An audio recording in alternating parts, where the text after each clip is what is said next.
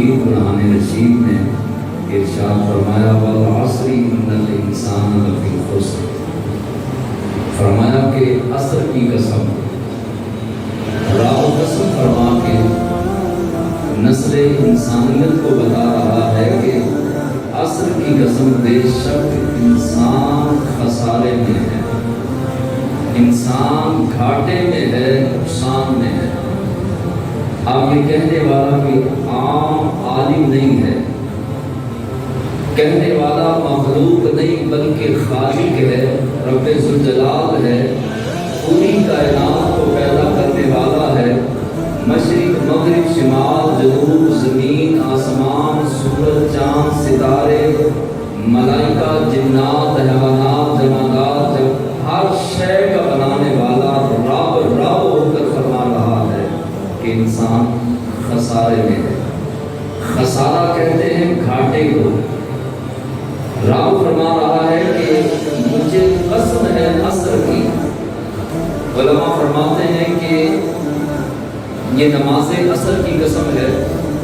بعض مفسرین فرماتے ہیں کہ یہ عصر کی قسم اس لیے فرمائی کہ عصر کے وقت فرشتوں کی تبدیلی ہوتی ہے، یعنی کہ فرشتے تبدیل ہوتے ہیں، نامہ اعمال لکھنے والوں کی ڈیوٹی تبدیل ہوتی ہے، چینج ہوتی ہے، اس وجہ سے اللہ نے عصر کی قسم فرمائی۔ بعض علماء فرماتے ہیں کہ یہ زمانہ محبوب کی قسم ہے، محبوب مجھے تیرے زمانے کی قسم ہے کہ انسان گھاٹے کے اندر ہے، نقصان میں ہے۔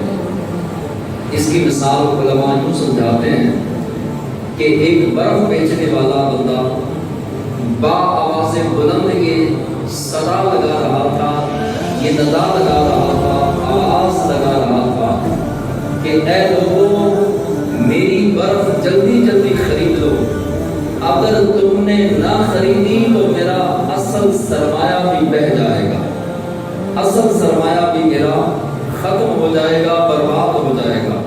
بزرگ فرماتے ہیں وقت وہ چیز ہے جو بچوں کو بوڑھا بنا دیتی ہے۔ ہمارے معاشرے میں جتنے بھی بوڑھے ہیں یا جو گزر گئے، جو ہیں، جو آئندہ آئیں گے، وہ سارے بوڑھے کبھی بچے تھے۔ تو وقت ایسی چیز ہے کہ بچے کو بوڑھا بنا دیتی ہے، اور وقت وہ چیز ہے جو ہاتھوں سے چوڑیاں دے دیتا ہے اور چہرے پہ چوڑیاں دے دیتا ہے۔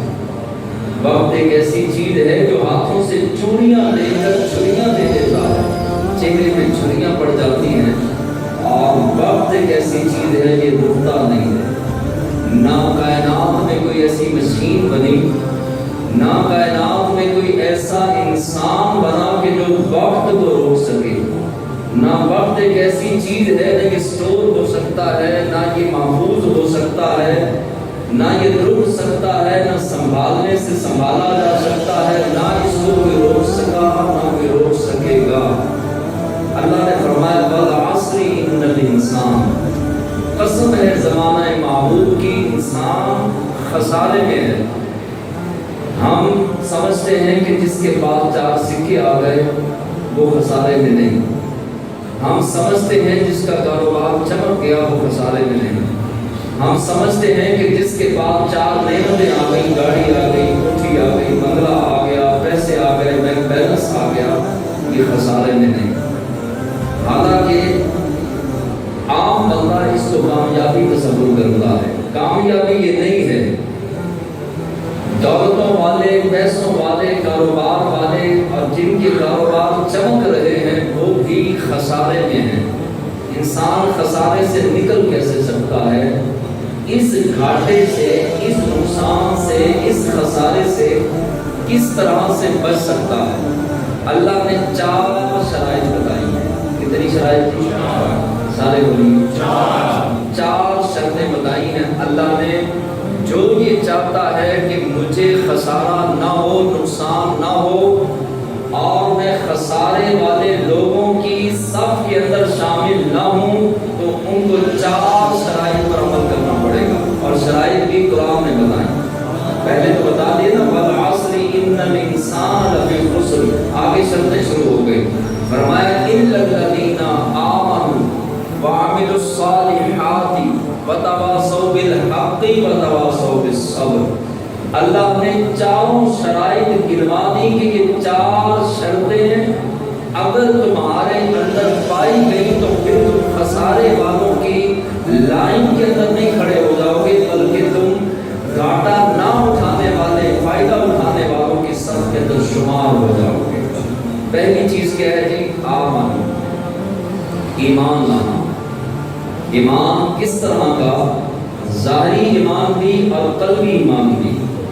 اللہ کو ماننا، بلکہ صوفیہ تو فرماتے ہیں کہ ایمان اس کا نام ہے اللہ کو بھی ماننا اور اللہ کی بھی ماننا، اس کو ایمان کہا جاتا ہے۔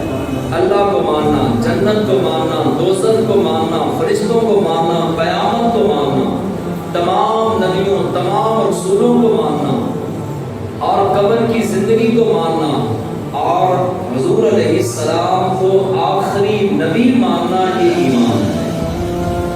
تو سب سے پہلی شرط رب کی کیا ہے خسارے سے بچنے کے لیے؟ آمن، ایمان لانا۔ اب جو بندہ ایمان لے آیا، اب پلٹ کے نہ دائیں دیکھے، نہ بائیں دیکھے، نہ آگے دیکھے، نہ پیچھے دیکھے، نہ نیچے دیکھے، نہ اوپر دیکھے، دیکھے تو صرف اور صرف مکین جنبد خضرا کو دیکھے، دیکھے تو صرف قرآن کو دیکھے، اسلام کو دیکھے، رب رحمان کے فرمان کو دیکھے۔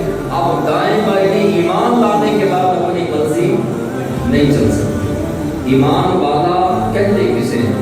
میں نے ایک حدیث مبارکہ کئی بار سنائی، پہلے بھی سنائی ہے کہ حضور علیہ السلام سے سوال کیا گیا حضور مومن کون ہے؟ فرمایا کہ مومن اس کو کہتے ہیں جس وہ مومن اس اونٹ کی مثل ہوتا ہے جس اونٹ کے ناک میں لکیر ڈالی جائے اور رسی مالک کے ہاتھ میں ہو، مالک جہاں چاہے بٹھا دے، جب چاہے کھڑا کر دے، جب چاہے چلا دے، جب چاہے بٹھا دے۔ تو مومن اس اونٹ کی مثل ہوتا ہے جس کی نکیر مالک کے ہاتھ میں ہوتی ہے۔ ایمان والا کہتے ہی اس کو ہے کہ جس کی نکیر مصطفیٰ علیہ رحمت کے ہاتھ میں رسی ہو، اور حضور فرمائے بیٹھ جا تو وہ مومن بیٹھ جاتا ہے، حضور فرمائے کھڑا ہو جا تو مومن کھڑا ہو جاتا ہے، حضور فرمائے کہ لیٹ جا تو مومن لیٹ جاتا ہے، حضور فرمائے کہ سجدہ کر تو مومن سجدہ کرتا ہے۔ مالک جس طرح کرتے جائیں، کہتے جائیں، سمجھاتے جائیں، بتاتے جائیں، مرد مومن اس پر عمل کرتا جائے، اس کو پکا سچا مومن کہا جائے۔ تو ایمان پہلی شرط کیا ہے جی؟ والعصر ان الانسان لفی خسر، محبوب کے زمانے کی قسم ہے انسان خسارے میں ہے، مگر چار شرطیں رب نے بیان کر دی۔ اگر یہ چار چیزیں پائی جائیں گی مومن کے اندر تو وہ نقصان میں، گھاٹے میں، خسارے میں نہیں۔ پہلی چیز کیا ہے؟ حفظ کرنا یہ چیزیں۔ پہلی چیز کیا ہے؟ ایمان لانا۔ ایمان میں نے بتا دیا، اللہ پر ایمان لانا، رسولوں پر ایمان لانا، جنت دوزخ کو ماننا، قبر کو ماننا، اور حضور کو آخری نبی ماننا، یہ ساری چیزیں ایمان کا حصہ ہیں۔ اسامہ بن زید حضور کے منہ بولے بیٹے تھے، حضرت زید منہ بولے بیٹے تھے، اور اسامہ جو ہے یہ حضور کے منہ بولے پوتے تھے۔ ان سے ایک واقعہ یوں پیش آیا کہ دوران جنگ آپ نے تلوار اٹھائی کافر پہ، اور تلوار مارنے لگے تو اس نے کہا لا الہ الا اللہ محمد رسول اللہ۔ آپ فرماتے ہیں کہ میں نے کہا کہ یہ میری تلوار سے بچنے کے لیے، موت سے بچنے کے لیے کلمہ پڑھ رہا، میں نے سر کاٹ دیا۔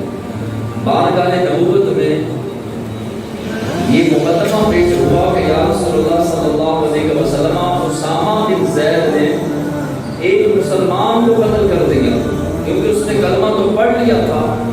تو حضور علیہ السلام نے پوچھا ہاں بھائی تو نے کیوں قتل کیا؟ تو اسامہ بن زید کہنے لگے یا رسول اللہ صلی اللہ علیہ وسلم، وہ میری تلوار سے بچنے کے لیے اس نے کلمہ پڑھا۔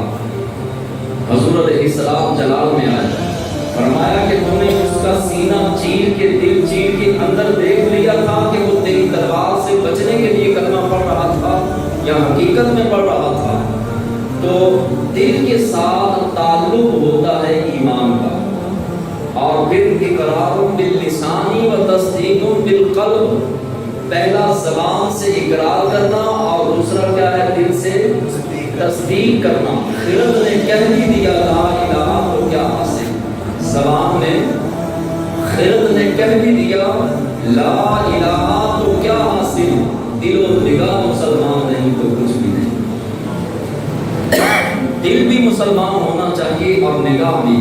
تو میں نے ابھی تک پہلی چیز بتائی ہے ایمان، دوسری سنیے نیک اعمال، اچھے اعمال کرنا، تیسرے نمبر پہ حق بات کہنا۔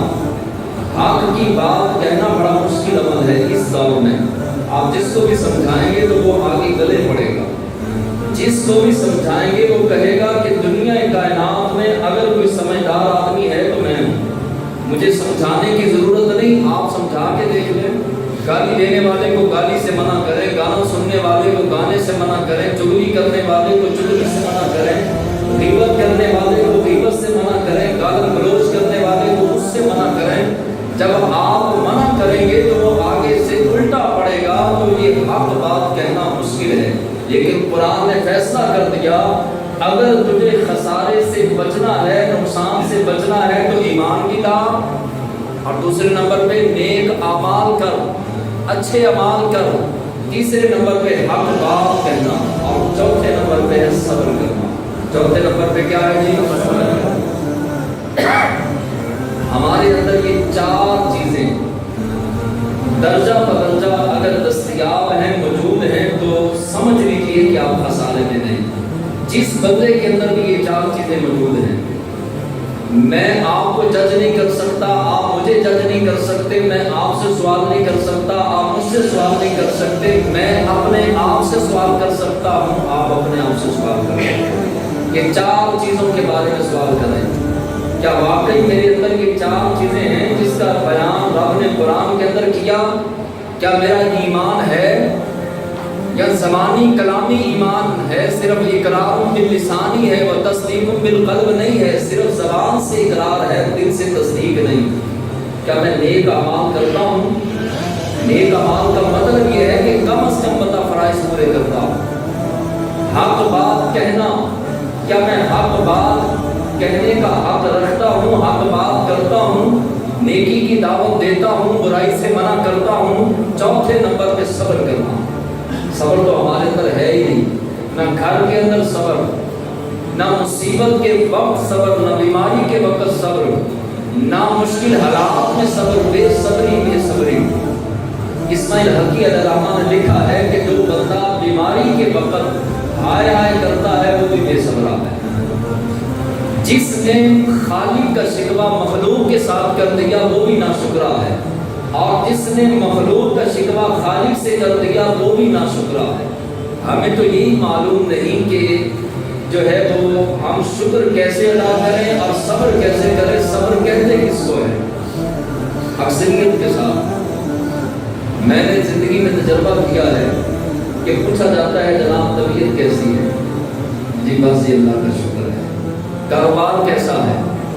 بس جی شکر ہے اللہ کا۔ اب یہ شکر کے اندر چھپا ہوا جو ہے وہ ناشکری ہے۔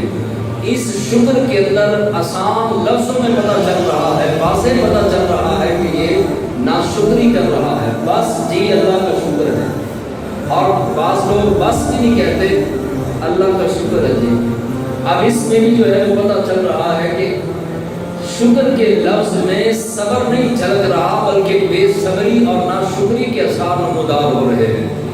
تو ضروری ہے کہ نیک لوگوں کی صحبت اختیار کریں۔ اگر آپ اس چادر کے اندر گلاب کے پھول رکھیں اور ساری رات پڑے رہیں، جب صبح اٹھیں گے پھولوں کو ہٹا دیا جائے گا تو چادر سے کیا آئے گی؟ گلاب کے پھولوں کی خوشبو آئے گی۔ کیوں آئے گی؟ یہ پھول تو نہیں، مگر چند گھڑیاں یہ چادر پھولوں کی صحبت میں رہی تو اس کے اندر رب نے یہ کوالٹی پیدا کر دی کہ اس کے اندر سے خوشبو آنے لگی۔ اگر آپ گلاب کے پھولوں کے پودے کی قریبی مٹی کو اٹھائیں گے تو اس مٹی سے خوشبو آ رہی ہوگی۔ وجہ کیا ہے کہ وہ بالکل گلاب کے پھولوں کے صحبت میں وہ مٹی رہتی ہے، مٹی کے اندر خوشبو پیدا ہو سکتی ہے، गुलाब के फूलों की सोबत की बरकत से, तो याद रखें कि नेक लोगों की सोबत से इंसान के अंदर तकवे की खुशबू, परहेजगारी की खुशबू पैदा हो सकती है अगर बंदा नेक लोगों की सोबत में उठना बैठना शुरू कर दे। तो अल्लाह ने कुरान में फरमाया कूनू मअस सादिकीन, सच्चों की संगत इख्तियार करो, नेक लोगों की सोबत में बैठो, अल्लाह वालों की महफिलों में बैठो।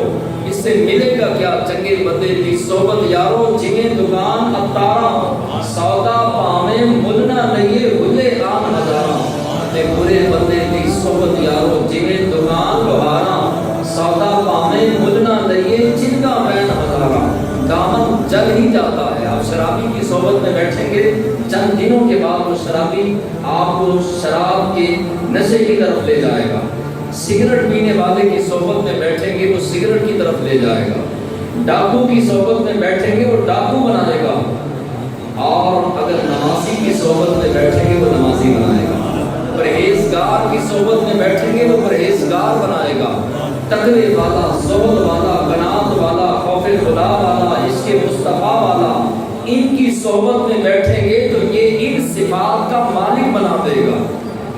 इसीलिए तो बुजुर्ग फरमाते हैं नाल को संगी संग न करिए, नाल को संगी संग न करिए कि तुम दाग न दाइए हो, कौड़े खून मिठे हुंदे या हजरत बाहू पावे सै मना मुड़ पाइए।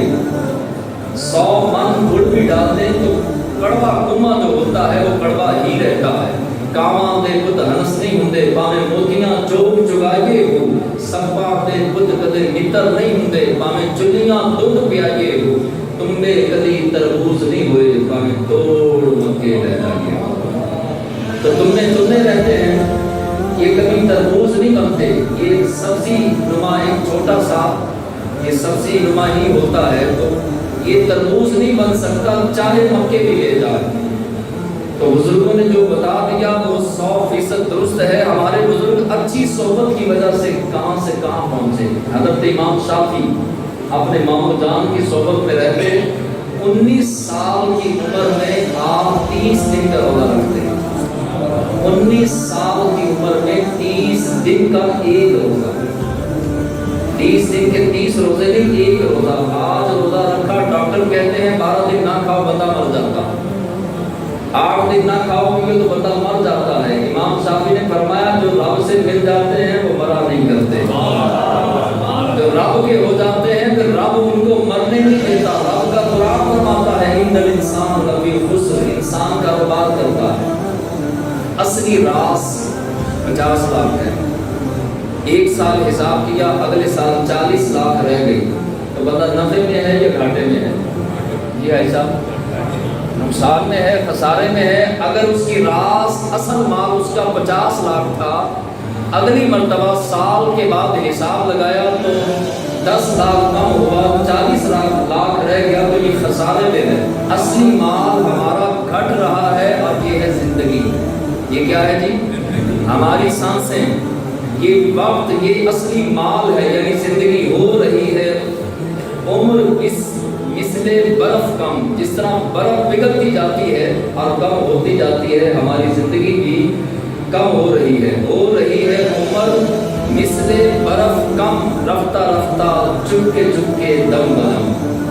यानी कि इंसान की जिंदगी इस कदर तेजी के साथ गुजर रही है। जिनकी सफेद दाढ़ियां हैं वो कल अपने बचपन की तरफ नजर मार के देखें तो कल की बात लगती है, और जो 30-40 साल के और 35 साल के, 45 साल के, 50 साल के हो गए तो उनको पता ही नहीं चला कि 50 साल, 45 साल, 30 साल, 40 साल गुजर कैसे गए। तो समझते हैं अभी कल ही।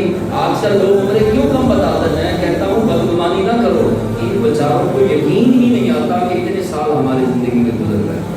तो ये बर्फ की तरह हमारी जिंदगी जो है वो कम हो रही है। जो खसारे में नहीं वो नेक अमाल करने वाले लोग हैं। कौन है जी? एक बुजुर्ग फरमाते हैं अल्लाह जब तुम्हें नेक अमाल की तौफीक बख्श दे, बड़े गहरे लफ्ज़ हैं, दर्से कुरान की जान, अल्लाह जब तुम्हें नेक अमाल करने की तौफीक बख्श दे तो समझ लेना अल्लाह तुम्हें जन्नत में भेजना चाहता है। اور جب اللہ تم سے نیک اعمال کرنے کی توفیق چھین لے تو سمجھنا کہ اللہ تمہیں جہنم میں ڈالنا چاہتا ہے۔ اب آپ اپنا مشاہدہ کریں، میں اپنا مشاہدہ کروں کہ کیا ہمارے پاس توفیق ہے نیک اعمال کرنے کی؟ نمازوں کی پابندی، تلاوت قرآن، ذکر اذکار، تہجد کی نماز، حسن اخلاق، سچائی کردار، ستھرا پاکیزہ سوچ، پاکیزہ نگاہیں، پاکیزہ آنکھیں، یہ ساری چیزیں کہ اللہ نے ہمیں دی ہیں تو اللہ کا شکر ادا کریں۔ رب ہمیں جنتی بنانا چاہتا ہے، اور اگر اللہ نے نیک اعمال کرنے کی توفیق رفتہ رفتہ ایک ایک کر کے چھین لی ہے تو سمجھ لیجئے کہ اللہ تبارک و تعالی ہمیں داخل جنت نہیں کرنا چاہتا۔ وتواصوا بالحق وتواصوا بالصبر، حق بات کہنا، نصیحت کرنا اور صبر کرنا، یعنی نیکی کی دعوت دینا حق بات کے ساتھ۔ یہ نہیں کہ جدھر کی ہوا چلی ادھر ہی جو ہے وہ آپ چل پڑے، جو حکومت آئی اسی کا ساتھ دینا شروع کر دیا اور انہی کے حق میں دعائیں شروع کر دی، ٹی ویوں پر بیٹھ کر جدھر کی ہوا دیکھی منافقانہ انداز کے ساتھ اس طرف چل پڑے۔ یہ منافق کی نشانی ہوتی ہے۔ اور حق بات کہنے والا حکمران کے سامنے ہو، جابر و ظالم آدمی کے سامنے بھی ہو تو کلمۃ الحق بیان کرتا ہے، چاہے سر کٹ جائے، جو بھی ہو جائے، مگر وہ کلمۃ الحق بیان کرتا ہے اور پھر اس پر صبر کرنا پڑتا ہے۔ تو صبر جب انسان ایمان لے آتا ہے، نیک اعمال کرتا ہے، حق کی تلقین کرتا ہے تو اسے آزمائشوں سے گزرنا پڑتا ہے۔ 3 کام کر لیے، اب آزمائشیں آئیں گی، حق بات کہنے والے کا بھی پیچھا کیا جائے گا، نیک اعمال کرنے والے کو تانے دیے جائیں گے، اچھے اعمال کرنے والے کو ریاکاری کے تانے دیے جائیں گے۔ اگر وہ قرآن و سنت کے مطابق چلے گا تو اس کو ریاکار کہا جائے گا، مولوی کہا جائے گا، ملا کہا جائے گا، عجیب و غریب تماشے بنائے جائیں گے۔ آزمائش شروع ہو گئی، ایمان لایا، نیک اعمال کیے، صبر کیا، اللہ تبارک و تعالیٰ کے حکم سے حق بات کہی تو اب اس کی آزمائشوں کا سلسلہ شروع ہوا تو اب اسے صبر کرنا ہوگا۔ حضرت ابو ہریرہ فرماتے ہیں کہ حدیث پاک میں ہے اللہ قیامت کے دن 3 آدمیوں پہ نظر رحمت نہیں فرمائے گا۔ کتنے بندوں پہ؟ اللہ نظر ہی نہیں فرمائے گا۔ اللہ کتنا خطرناک معاملہ ہوگا۔ سورج 1.25 میل پر ہے، زمین کو تانبے کی زمین کے اندر بدل دیا گیا، دہکتی زمین، ہزاروں لاکھوں کروڑوں اربوں جو ہے وہ کوئلے ہوں تو اتنی آگ نہیں بنتی جتنی اس دن آگ ہوگی۔ اس کے اوپر ننگے پاؤں کھڑے ہیں، ماں نے بھی پہچاننے سے انکار، باپ نے بھی انکار، بھائی نے بھی انکار، بیوی نے بھی، بچوں نے بھی، گھر بار سارے سنگی ساتھی یار بیوی چھڑ چھڑا کے سب چلے گئے۔ اب اس دن اللہ کی رحمت سے بندے کو امید ہوگی، اور اگر اللہ نے بھی نظر رحمت نہ فرمائی تو کدھر جائیں گے؟ 3 لوگ ہیں جن پر اللہ نظر رحمت نہیں فرمائے گا۔ نمبر 1، کسی کے پاس راستے میں ضرورت سے زیادہ پانی ہو اور وہ دوسرے کو نہ دے۔ اس سے مراد یہ ہے کہ اپنے پاس زندگی گزارنے کے لیے ہمارے پاس سامان ہے مگر دوسرے کے پاس زندگی کا ضروری سامان نہیں تھا اور وہ ہمارے سامنے ضرورت مند رہا، تڑپتا رہا، پریشان رہا، بے چین رہا، بے قرار رہا، مگر ہم نے صرف اپنی ذات کو دیکھا۔ اللہ ایسے بندے پر قیامت کے دن نظر رحمت نہیں فرمائے گا۔ ہاں ضرورت سے زیادہ نہیں ہے تو پھر تو مجبور ہے۔ اگر ضرورت سے زیادہ تھا اور دوسرا بندہ ضرورت مند تھا، آپ کے سامنے پریشان تھا، اس کے باوجود آپ نے مدد نہ کی تو قیامت کے دن اللہ نظر رحمت نہیں فرمائے گا۔ دوسرے نمبر پر کسی حاکم سے دنیا کی ضرورت کے لیے اس کی بیعت کی، اس کی خوشامد کی اور اس کے سامنے چاپلوسی کی تاکہ وہ راضی ہو جائے اور مجھے دنیا کے فوائد ملے، ایسے بدبخت پر بھی اللہ قیامت کے دن نظر رحمت نہیں فرمائے گا۔ اور نمبر 3، جھوٹ بولنے والا اور جھوٹی قسمیں کھانے والا، بات بات پہ جھوٹ، ہر بات پہ جھوٹ، بیوی کے ساتھ جھوٹ، بچوں کے ساتھ جھوٹ، دوستوں کے ساتھ، باپ کے ساتھ، ماں کے ساتھ، باپ بیٹے کے ساتھ، رشتہ دار کے ساتھ، ہر بندہ جھوٹوں کے ایسے جھرمٹ میں پھنسا ہے کہ نکلنا بھی چاہے تو نہیں نکل سکتا۔ اب جہاں سے کچھ لین دین نہیں ہوتا تو اس کے ساتھ بھی جو ہے وہ بندہ چھوڑ چھوڑتا، جو بندہ یہ کہتا ہے کہ جھوٹ کاروبار کا حصہ ہے، وہ نبی کی شریعت کا مذاق اڑا رہا ہے، وہ اسلام کا قرآن کا مذاق اڑا رہا ہے۔ میرے اور آپ کے آقا مولا صلی اللہ علیہ وسلم نے فرمایا سچ بول کر تجارت کرنے والا قیامت کے دن میرے ساتھ ایسے ہوگا، جنت میں میرے ساتھ ایسے ہوگا سچ بول کر۔ تو اگر سچ بول کر تجارت نہیں ہو سکتی تھی تو حضور نے فرمایا کیوں؟ ایک کام آپ سے ہو ہی نہیں سکتا، تو میں کہوں کہ آپ یہ کریں تو آپ کو یہ انعام ملے گا۔ آپ کہیں کہ جناب آپ غلط فہمی کا شکار ہیں، آپ کیا بول رہے ہیں، یہ تو ہو ہی نہیں سکتا۔ تو آپ بتائیے حضور علیہ السلام کے بارے میں کیا خیال ہے؟ حضور فرماتے ہیں سچا تاجر قیامت کے دن جنت میں میرے ساتھ ایسے ہوگا جس طرح یہ 2 انگلیاں۔ تو سچ بول کر تجارت ہو سکتی تھی تو حضور نے فرمایا۔ تو حضرت ابو ہریرہ فرماتے ہیں کہ تیسری چیز ہے جھوٹی قسمیں کھانے والا اور جھوٹ بولنے والا۔ یہ بندہ قیامت کے دن جب اللہ کی بارگاہ میں پیش کیا جائے گا اللہ نظر رحمت نہیں فرمائے گا۔ اور وہاب بن ابن مربع فرماتے ہیں کہ موسیٰ علیہ السلام کے زمانے میں ایک نوجوان تھا، جب بندہ اپنے آپ کو سدھارنا چاہے، اپنے آپ کو اللہ کی بارگاہ میں لانا چاہے، اپنے کردار کے اندر اچھائی پیدا کرنا چاہے، کردار کے اندر ستھرا پن پیدا کرنا چاہے تو رب راستے کھول دیتا ہے، دروازے کھل جاتے ہیں، اسباب بن جاتے ہیں، رب مدد کرتا ہے، خاص ملائکہ اس کی مدد کے لیے اتارے جاتے ہیں۔ بڑا ہی گناہگار تھا، سیاہکار تھا اور اس کے چرچے تھے گناہگاری میں، شر پسند تھا، سرکش تھا۔ محلے داروں نے، رشتہ داروں نے اور علاقے کے لوگوں نے فیصلہ کیا اس کو یہاں سے نکال دیا جائے، یہ بندہ ٹھیک نہیں، پورا محلہ پورا علاقہ یہ خراب کر رہا ہے، اس کو نکال دیا جائے۔ اس کو شہر بدل کر دیا گیا، باہر علاقے کے باہر جا کر اس نے کٹیا بنا لی، ایک جھوٹی بنا لی، وہاں پہ رہنا شروع کر دیا۔ اب وہ صحرائی علاقہ تھا، نہ قریب پانی تھا، نہ کوئی آبادی تھی، نہ کوئی اور کوئی خوراک کا انتظام تھا، وہاں اس نے رہنا شروع کر دیا۔ جیسے کیسے بھی چند دن اس نے گزارے، سخت سردی تھی، اس نے رب کی بارگاہ میں دعا کی، اللہ تبارک و تعالیٰ کی بارگاہ میں عرض کرنے لگا کہ مالک مولا، نہ میرے گناہ تیری رحمت سے زیادہ ہیں اور نہ مجھے معاف کرنے میں کسی کا محتاج ہے۔ اگر تو میرے گناہوں پر معافی کا قلم پھیر دے تو تجھ سے کوئی سوال کرنے کی جرت نہیں کر سکتا کہ تو نے اس گناہگار کے گناہوں کو کیوں معاف کیا۔ دیکھ مولا تیری مخلوق نے مجھے کہاں سے کہاں پہنچا دیا، میں نے گناہ تو تیرے کیے تھے، نافرمانی تو تیری کی تھی، تیرے بندوں کی نافرمانی نہیں کی تھی۔ میرے مولا مجھے بندوں نے دھتکار دیا، اگر تو بھی دھتکار دے تو بتا میں تیرا بنایا ہوا بندہ کہاں جاؤں۔ اس درد کے ساتھ اور اس سوچ کے ساتھ، گداس کے ساتھ اللہ کی بارگاہ میں دعا کی، خالق کائنات کی طرف سے اجل کی موت آ گئی۔ رب ذوالجلال نے موسیٰ علیہ السلام کو فرمایا کہ جاؤ جا کے میرے اس ولی کے کفن دفن کا انتظام کرو۔ موسیٰ علیہ السلام جب پہنچے، لوگوں نے بتایا کہ بڑا گندا آدمی تھا۔ موسیٰ علیہ السلام نے اللہ کی بارگاہ میں پوچھا کہ مالک مولا کیا وجہ بنی؟ اللہ نے فرمایا کہ ہاں تھا تو گناہگار، مگر اس کی اور میری صلح ہو چکی ہے اور اس نے ایسے لفظوں میں میرے ساتھ صلح کی ہے اور توبہ کی ہے، گناہوں سے باز آیا ہے۔ یہ ان لفظوں کے ساتھ پوری دنیا کے لیے، پوری کائنات بلکہ قیامت تک آنے والے انسانوں کی بخشش مانگتا تو موسیٰ مجھے تیرے رب کی قسم ہے میں نے قیامت تک آنے والے گناہگاروں کی بخشش کر دے گا۔ اس کے لفظ اتنے خوبصورت تھے، اس کے دل کے اندر درد ایسا تھا، محبت کے الفاظ ایسے تھے، اس انداز کے ساتھ اس نے مجھ سے معافی مانگی۔